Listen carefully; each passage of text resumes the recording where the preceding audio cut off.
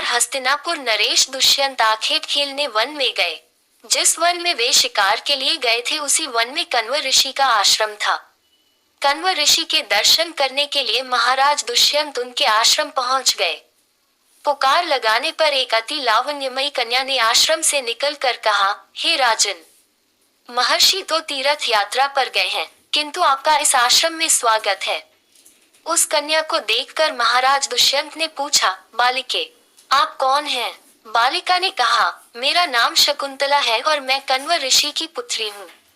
उस कन्या की बात सुनकर महाराज दुष्यंत आश्चर्यचकित होकर बोले, महर्षि तो आजन्म ब्रह्मचारी हैं, फिर आप उनकी पुत्री कैसे ही? उनके इस प्रश्न के उत्तर में शकुंतला ने कहा, वास्तव में मेरे माता पिता मेनका और विश्वामित्र हैं। मेरी माता ने मेरे जन्म होते ही मुझे वन में छोड़ दिया था, जहाँ पर शकुंत नामक पक्षी ने मेरी रक्षा की, इसीलिए मेरा नाम शकुंतला पड़ा। उसके बाद कण्व ऋषि की दृष्टि मुझ पर पड़ी और वे मुझे अपने आश्रम में ले आए। उन्होंने ही मेरा भरण पोषण किया।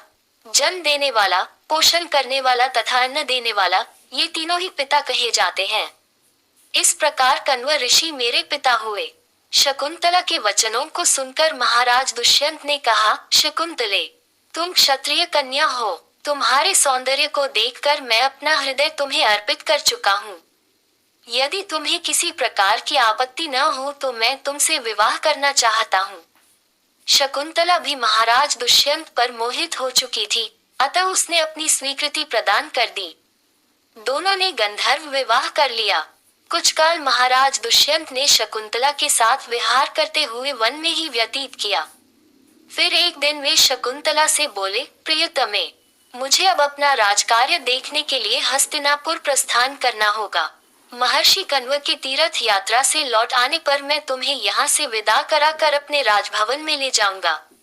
इतना कहकर महाराज ने शकुंतला को अपने प्रेम के प्रतीक के रूप में अपनी स्वर्ण मुद्रिका दी और हस्तिनापुर चले गए।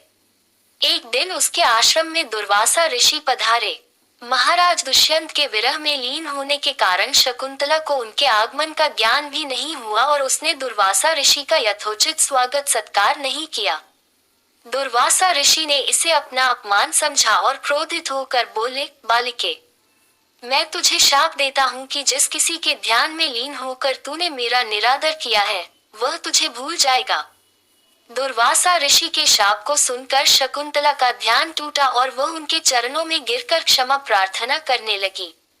शकुंतला की क्षमा प्रार्थना से द्रवित होकर दुर्वासा ऋषि ने कहा, अच्छा, यदि तेरे पास उसका कोई प्रेम चिन्ह होगा तो उस चिन्ह को देख उसे तेरी स्मृति हो आएगी।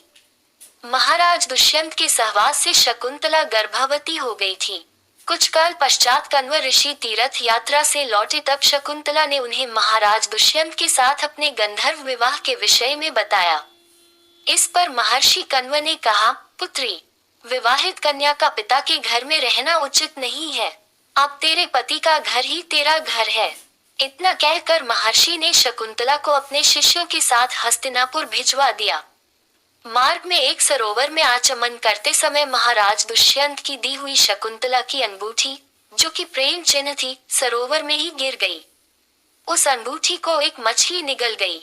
महाराज दुष्यंत के पास पहुंचकर कण्व ऋषि के शिष्यों ने शकुंतला को उनके सामने खड़ी करके कहा, महाराज, शकुंतला आपकी पत्नी है, आप इसे स्वीकार करें।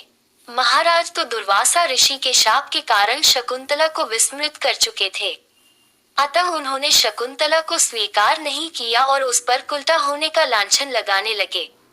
शकुंतला का अपमान होते ही आकाश में जोरों की बिजली कड़क उठी और सबके सामने उसकी माता मेनका उसे उठा ले गई। जिस मछली ने शकुंतला की अंगूठी को निगल लिया था, एक दिन वह एक मछुआरे के जाल में आ फंसी। जब मछुआरे ने उसे काटा तो उसके पेट अंगूठी निकली। मछुआरे ने उस अंगूठी को महाराज दुष्यंत के पास भेंट के रूप में भेज दिया। अंगूठी को देखते ही महाराज को शकुंतला का स्मरण हो आया और वे अपने कृत्य पर पश्चाताप करने लगे। महाराज ने शकुंतला को बहुत ढूंढवाया, किंतु उसका पता नहीं चला। कुछ दिनों के बाद देवराज इंद्र के निमंत्रण पाकर देवासुर संग्राम में उनकी सहायता करने के लिए महाराज दुष्यंत इंद्र की नगरी अमरावती गए। संग्राम में विजय प्राप्त करने के पश्चात जब वे आकाश मार्ग से हस्तिनापुर लौट रहे थे तो मार्ग में उन्हें कश्यप ऋषि का आश्रम दृष्टिगत हुआ। न के दर्शनों के लिए वे वहां रुक गए। आश्रम में एक सुंदर बालक एक भयंकर सिंह के साथ खेल रहा था। मेनका ने शकुंतला को कश्यप ऋषि के पास लाकर छोड़ा था तथा वह बालक शकुंतला का ही पुत्र था। उस बालक को देखकर महाराज के हृदय में प्रेम की भावना उमड़ पड़ी। वे उसे गोद में उठाने के लिए आगे बढ़े तो शकुंतला की सखी चिल्ला उठी, हे भद्र पुरुष, आप इस बालक को न छुए अन्यथा उसकी भुजा में बंधा काला डोरा सांप बनकर आपको डस लेगा। ये सुनकर भी दुष्यंत स्वयं को न रोक सके और बालक को अपने गोद में उठा लिया। अब सखी ने आश्चर्य से देखा कि बालक के भुजा में बंधा काला गंडक पृथ्वी पर गिर गया है। सखी को ज्ञात था कि बालक को जब कभी भी उसका पिता अपने गोद में लेगा वह काला डोरा पृथ्वी पर गिर जाएगा। सखी ने प्रसन्न होकर समस्त वृतांत शकुंतला को सुनाया। शकुंतला महाराज दुष्यंत के पास आई। महाराज ने शकुंतला को पहचान लिया। उन्होंने अपने कृत्य के लिए शकुंतला से क्षमा प्रार्थना किया और कश्यप ऋषि की आज्ञा लेकर उसे अपने पुत्र सहित अपने साथ हस्तिनापुर ले आए। महाराज दुष्यंत और शकुंतला के उस पुत्र का नाम भरत था। बाद में वे भरत महान प्रतापी सम्राट बने और उन्हीं के नाम पर हमारे देश का नाम भारतवर्ष हुआ।